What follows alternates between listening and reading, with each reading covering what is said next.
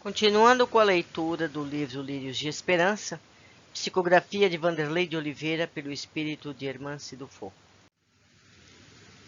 Diz o Evangelho em Mateus 20:26. Não será assim entre vós, mas todo aquele que quiser entre vós fazer-se grande, seja vosso serviçal, e qualquer que entre vós quiser ser o primeiro, seja o vosso servo.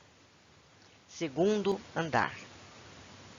Naquele mesmo dia, às 18 horas, o ex-dirigente goiano chegou ao segundo andar. Era uma enfermaria coletiva. Tudo traduzia a ordem. O professor já esperava Marcondes e o saudou. Há quantos dias não vejo o amigo bondoso? Lembrei-me muito do senhor, professor. Realmente há semanas que não o vejo. Incrível o tamanho deste hospital. Nem tão grande assim é o hospital, e sim o trabalho. Venha, vamos à minha sala. Conversaremos um pouco. Acomodados, iniciaram um debate esclarecedor sobre as enfermarias do segundo andar. Aqui encontramos, em sua maioria, quadros de arrependimento tardio. Consciência cobrando os atos? Nem sempre, Marcondes. Dialogando com nossos irmãos, perceberá que a queixa generalizada refere-se ao que deixaram de fazer. Arrependidos pelo que não fizeram. Exatamente. Em outras palavras, negligentes. Então vejo que mais uma vez encontro-me onde preciso. Todos nos encontramos aqui por necessidade, meu filho, e não por méritos. O caminho para a frustração começa na aceitação gradual da negligência. É um processo psicológico estimulado na mente do trabalhador do bem, que exerce nas concessões um benefício próprio. Através da alegação de necessidades pessoais, relaxa na conduta em excessiva ocupação consigo, tornando-se um esbanjador dos recursos celestes no tempo e nas regalias materiais. Raros sabem utilizar tais beneplácitos como oportunidades para trabalhar e servir, aprender e amar com mais intensidade. Faremos uma visita educativa ao intuito do que avalie essa senda sutil do aprendizado humano. Por que a existência de quartos separados? O que delimita a visão entre as alas é o desejo constante de cooperar. A grande maioria nesse local fala de méritos pessoais e quer ser servido. Alguns chegam ao despautério de fazerem cobranças. Então são convidados ao quarto próprio. Querem mordomias, vão tê-las. Depois de alguns dias, estão deprimidos e são transferidos para o setor competente. Interessante. Lamentável, eu diria, pois recebem tudo e, no entanto, a grande maioria não perdeu a mania de mandar e exigir. São todos espíritas? A maioria. Temos alguns protestantes e outros líderes cristãos. Sem dúvida, os espíritas dão mais trabalho. Dr. Inácio pediu para procurá-lo. Alguma razão especial? Antes de incursões mais amplas, gostaria de deixar claro uma informação que poderá ser útil. Visitaremos uma ala cujos pacientes recuperam-se muito lentamente de dramas bem recentes. São dirigentes com fortes crises de depressão. Incursos, alguns deles em estados psicóticos. No geral, são doentes mentais graves, sob controle de medicações e terapias muito específicas. E por que não ficam nas alas restritas do subsolo? São histórias mais brandas. Muitos, aliás, já passaram por lá e continuam a tratar-se nesse andar. Nesses casos, a psicose ocorre depois da morte ou já havia se expressado quando ainda no corpo físico? São psicoses tardias, ou seja, já se encontravam em estado latente, vindo a ser ativadas a partir das experiências infelizes vividas nas regiões inferiores, nas quais estagiaram por longo período. Todos foram resgatados em penosas condições mentais e agora, após pouco mais de um ano de tratamento, apresentam-se mais bem-humorados e dispostos à conversa. Terão facilidades em falar de seus dramas? É o que mais necessitam nesse momento, com o objetivo de desabafarem. Costumam repetir a mesma história quantas vezes puderem. Você poderá perguntar à vontade. Foram todos dirigentes? Não. Foram líderes espíritas todos eles, considerando que líder é todo aquele que influencia um grupo. possuindo ou não cargo hierárquico. Em comum, trazem o fracasso nos seus projetos reencarnatórios. Não foram maus, foram omissos. Pelo que aprendi com o Senhor, não existe fracasso. No sentido de ser irremediável, não existe falência. A consciência, entretanto, nunca deixa de cumprir com sua função orientadora e relembrar-nos, continuamente, o que combinamos conosco antes do renascimento. Quando não queremos ouvi-la, novamente a negligência. Nunca pensei sobre esse tema à luz dos princípios espíritas. Jamais imaginava que adiar o bem que podemos fazer iria nos criar tanto embaraço. Mas de que maneira a negligência pode fazer alguém a essa situação? Alguns, através das atitudes de falta de cumplicidade, com o objetivo essencial da proposta espírita, assumiram uma fé de superfície. Outros se devotaram aos compromissos doutrinários. Todavia, ingressaram pelas artimanhas do personalismo, em posições de supremacia da verdade, ostentando suas largas folhas de serviço. Sob o fascínio do orgulho, estabeleceram condutas preciosistas nas quais pretendiam ser as referências para a coletividade. As maiores ilusões se verificam entre esses últimos. Fascinaram-se com crenças e pontos de vista pessoais, estabelecendo excessivo apego às suas convicções. Como identificar mais claramente o ato de negligência em suas experiências? Em ambas as situações, detectamos a negligência nos deveres de profundidade para com o próximo e consigo, em prejuízo do excessivo prestígio aos valores institucionais e movimentos de adoração exterior. Foram escravos da casa e das práticas. Na casa, adoravam a si mesmos. Nas práticas, supunham-se padrões a serem copiados. Em ambos, demonstravam valor exclusivo em sua forma de entender e interpretar, consolidando uma crença individual, arrogante e inquestionável. E quando tal quadro era acompanhado de algum cargo expressivo perante a comunidade, ampliavam ainda mais suas chances de personalismo e austeridade em suas formas de conceber o espiritismo. São os novos doutores da lei, que encharcam o cérebro de conhecimento com o qual pretendem ser autoridades sobre imortalidade. E foram trabalhadores de boa vontade? Todos, sem exceção. Não consigo entender, professor. Boa vontade e conhecimento não bastam como quesitos de equilíbrio. Sem eles, evidentemente, não teremos as condições necessárias no campo exterior para a manutenção de nossas tarefas. Entretanto, somente com eles, não efetivamos os serviços de profundidade da alma nas escaladas da renovação interior. Além de boa vontade e informação, a imperiosa aquisição da consciência sobre nossas necessidades espirituais e seus respectivos caminhos de superação a serem adotados.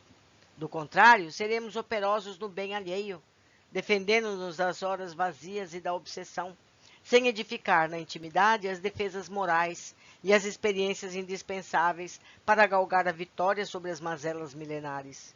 Mazelas, diga-se de passagem, que jamais serão vencidas, somente com movimentos de rotina nas abençoadas tarefas das quais participamos. Mais que voluntariado, urge o compromisso de elevação persistente e diário em todos os instantes da existência, ultrapassando o campo das doações espontâneas em horas marcadas. Para entender melhor, gostaria de saber se este andar inteiro é dedicado aos dirigentes. Na verdade, para os dirigentes é reservada a área maior. Consideremos como dirigente todo aquele líder em nome da mensagem cristã. Assim, temos 2 andares no subsolo para casos mais graves e 5 andares acima do nível térreo para a continuidade dos tratamentos. Os 7 andares compõem um dos braços do hospital. Ao todo, temos 35 andares distribuídos em 5 braços, à semelhança de um catavento. Lembra do exemplo que usei na palestra? Cada pá do moinho é um pavilhão visto de cima, e as bases, 2 colunas de sustentação. São os corredores de entrada e saída do hospital. No andar subsolo 2, o mais perto das vibrações terrenas, é onde o encontramos os portais. E por que um pavilhão especificamente para dirigentes? para facilitar os serviços e melhor proveito dos próprios pacientes que guardam vivências similares. Mesmo tendo fracassado em seus planos, obterão algum mérito no serviço que prestaram? Sem dúvida, o bem sempre oferece algum tipo de fruto. Trabalharam muito e não perderam seus méritos. Contudo, pelo fato de não haverem sanado suas contas com a consciência, descuidando do compromisso primordial de transformação interior, não fizeram todo o bem que podiam e deveriam. Eis a maior negligência. A referência tocou profundamente a Marcondes, que se manteve calado. O professor Cícero acrescentou: os casos aqui presentes são dos que mantiveram sempre distantes ou chegaram a distanciar-se dos deveres essenciais a que concita o Evangelho: o amor a Deus, ao próximo e a si mesmo. Foram enriquecidos pela caridade e o desejo de melhorar junto às tarefas de amor do centro espírita, de onde jamais deveriam ter se afastado completamente, após as oportunidades de promoção que foram recebendo para gerir interesses coletivos. Só tiveram tempo e atenção para assuntos e problemas atinentes a eventos, relações convenientes, cerimônias e planos de hegemonia, os quais tomaram como sendo missões a eles confiadas pelo mais alto. As explicações claras do benfeitor não deixavam dúvidas. Marcondes passou a refletir nas tarefas de amor junto ao centro espírita, no qual atuou por anos a fio na cidade goiana. Suas atividades revelavam-se agora em sua mente como um sublime avalista do relativo estado de tranquilidade e equilíbrio. Desejando continuar a entrevista sobre os conceitos sábios do professor, indagou: que função primordial têm os dirigentes para o progresso do movimento espírita?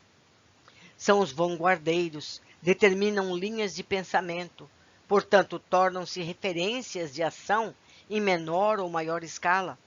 Quaisquer movimentos humanos que se prezem devem preparar bem os seus líderes. A função de sua participação junto às comunidades sobre a condução é de vital importância para o progresso e a ordem. Em todos os tempos da humanidade, os líderes constroem a história, esculpem rumos e definem o futuro.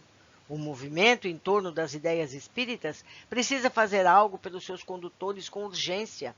Embora, com toda franqueza, não tenhamos visto até então muitas manifestações. Tínhamos esperanças de que os líderes agrupados em torno do Pacto Áureo fossem sensíveis e corajosos em investimentos sólidos nesse sentido. No entanto, passado alguns anos do compromisso solene de unificação, firmado em 5 de outubro de 1949, constatamos muitas iniciativas de valor, sem prioridade na formação de mentalidades coerentes e fortes junto àqueles que, de fato, moldam o movimento espírita. O meu irmão teve vivências desagradáveis junto às direções de unificação quando na carne? Deixei o corpo físico aproximadamente um ano antes da formalização do Pacto Áureo, presenciando pruridos de hegemonia que muito me preocupavam já naquela época. Sempre fui contrário ao conceito institucional de unificação, vindo mesmo a ser severos episódios de desentendimento junto aos líderes nacionais e regionais, no intuito de operarmos no campo da coesão de almas e não de instituições. Hoje, com alguns decênios do meu retorno ao mundo espiritual, já repensei algumas iniciativas tomadas por mim, na vida física, quanto à sua forma de execução. Contudo, a essência das ideias que defendi torna-se cada dia mais necessária e urgente à seara. Que iniciativas seriam essas? Conforme assevera Jesus, o sábado foi feito para o homem, e não o homem para o sábado. Isso está em Marcos 2:27. Os dirigentes espíritas devem priorizar o quanto antes o plano físico em campanha pela humanização da seara. Sem proximidade humana e respeito, fraternidade e convivência saudável, jamais teremos união e concórdia, a alma de qualquer movimento cristão. Os apontamentos do professor instigavam a curiosidade, contudo, considerando a hora, convidou Marcondes aos deveres do amor. Fizeram uma contrita prece e dirigiram-se à ala em pauta para aquela noite de aprendizado. O aprendiz mostrava-se estarrecido por ver os quadros mentais em que se encontravam aqueles homens, mulheres e jovens. Tiveram a oportunidade de ter em mãos o talento do espiritismo. No entanto, o enterraram pelo medo de assumirem responsabilidades maiores na vitória sobre si mesmos. Cícero deixava-o à vontade e observava com muita atenção seus movimentos. A certa altura disse: o tratamento espiritual de toda alma frustrada em seus projetos reencarnatórios deve ser a esperança. Na Terra, comenta-se com exatidão que esperança é a última que morre. Aqui nosso lema é: a esperança deve ser a primeira a renascer. Depois disso, partimos para as conquistas em outros patamares emocionais. Sem esperança, a alma é morta. Esperança é o filete divisor entre o cumprimento da justiça e a ação da misericórdia divina, conforme as escolhas de cada um. Quando vemos novamente o sorriso nas faces desses corações que sucumbiram sob o peso da ilusão, entendemos que ainda existe o desejo de recomeço, um ótimo sintoma de recuperação. Então, a doença mais grave nesse setor seria a desesperança? Não é bem assim. Onde floresce a misericórdia, brota a esperança. As almas aflitas e sem rumo encontram na compaixão a excelsa aventura de recomeçarem. O sentimento de culpa e fracasso, inferioridade e abandono precisam ser supridos pela expansão da tolerância. Sem isso, o mundo será uma eterna fonte de cobranças e impiedade. A bondade é a semente da paz. Qual de nós não carece do colo paternal? Qual de nós, sobre a luz da oração, não mendiga um naco de piedade para nossas lutas e quedas? A mais grave doença das almas nessas alas chama-se vício de prestígio. Vício de prestígio? Sim, uma doença milenar que acomete a maioria esmagadora das almas vinculadas à sublime escola da Terra. Seu princípio básico é a necessidade de ser amado, algo divino e natural nas leis da vida. Entretanto, surge como viciação a doença a partir do instante no qual a vontade tornou-se impotente para dominar esse sentimento ao longo dos tempos, transformando-se em exigência e paixão escravizante da mente em vários processos de egocentrismo. Sua origem é o egoísmo. O imperioso desejo de ser amado manifesta-se, nesse caso, em impulsiva necessidade de admiração, destaque, reputação pessoal, notoriedade e atendimento a caprichos pessoais. Forma-se, então, um psiquismo propenso a gerar correntes mentais centrípetas em regime de circuito fechado sobre si mesmo. Desamornizado, paulatinamente, o sistema afetivo do ser. Nessa ótica, nossos profissionais das ciências psíquicas adotam, por aqui, uma classificação para além dos padrões científicos da Terra, considerando como principais expressões psicopatológicas o personalismo, a inveja, o ciúme, a insegurança, a indiferença, a apatia, o melindre, a revolta e outras manifestações com as quais o egoísta age nos meios em que estagia na sua caminhada espiritual. Esse vício manifesta-se entre os dirigentes espíritas. O professor apenas abriu os braços, juntou as mãos espalmadas no movimento de respeito e piedade, exclamando: veja o resultado. A colheita feita conforme a plantação. Nos enfermos desse pavilhão, encontramos uma espécie de transtorno afetivo não catalogado pela psiquiatria humana. O ex-dirigente olhava com piedade para aqueles corações acamados. Eles pareciam não o perceber. Tamanho estado de alinhamento. Continuou o orientador informando. São casos processados a partir de uma inadequação de sentimentos, devido ao acentuado nível de indiferença aos que optaram pelo estranhável amor institucional. Amam mais aos cargos e à doutrina do que ao seu próximo. Um estado mental que poderia ser chamado de delírio de grandeza assinala nossos assistidos. Esse vício é alimentado pelo orgulho que afeta a imaginação da criatura, levando-a a formar uma imagem idealizada de si, um autoconceito falso e exacerbado com o qual passa a fascinar-se. Tais estados de desalinho favorecem as fixações mentais no monoideísmo, levando a criatura a vários quadros de angústia e perturbação depois da morte. Coadjuvando esse estado psíquico, encontram-se as reminiscências de outras existências corporais, em que a alma habituou-se a ser reverenciada e aplaudida, graças à sua posição de destaque social ou cultural. Somando-se a isso, muitas companhias espirituais, sedentas dos eflúvios do elogio e das sensações causadas pela futilidade do realce, ou ainda pelo prazer do reconhecimento pessoal, intensificando a dependência de prestígio.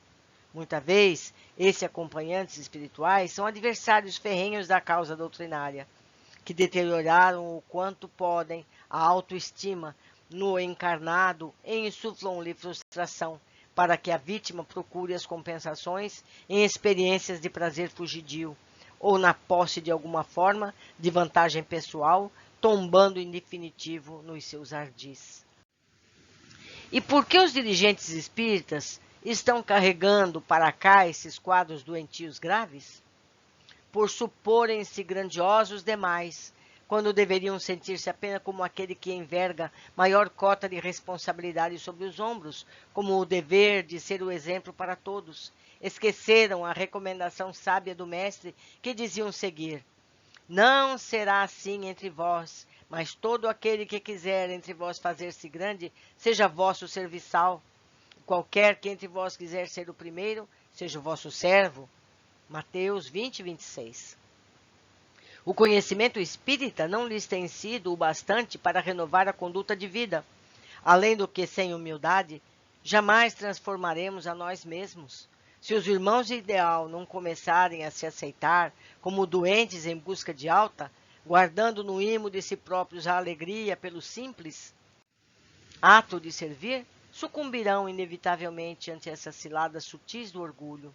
A santidade de superfície é um engano em prejuízo próprio. Quem não dá conta de renovar-se tanto quanto deveria, precisa assumir humildemente sua condição, pedir ajuda, adequar o esforço e caminhar diante, livrar-se de todo mau hábito e fazer cena e representar perante a consciência. Meus amigos, lendo esse capítulo, me fez lembrar do comportamento exemplar do nosso querido Chico Xavier, que sempre foi um exemplo de humildade e simplicidade, nunca aceitando que o elevassem de uma forma exagerada, sempre sendo um entre todos, sempre servindo antes de ser servido. Isso é muito impressionante e devemos tê-lo como exemplo. Eu só fiz um comentário nesse capítulo. O professor Cícero fala sobre a unificação espírita e os maus resultados decorrentes. Afirma: os dirigentes espíritas devem priorizar o quanto antes, no plano físico, uma campanha pela humanização da seara e não das instituições. Não é? Eu deixo aqui o meu e-mail, aguardando pelos comentários que vocês possam trazer, me ajudando a aprender um pouco mais, descobrindo trechos que eu deixei passar sem observar. Podem fazer isso diretamente pelo e-mail, como podem também comentar abertamente no YouTube para que outras pessoas também possam ler e aproveitar esse comentário. Um abraço a todos e até o próximo capítulo.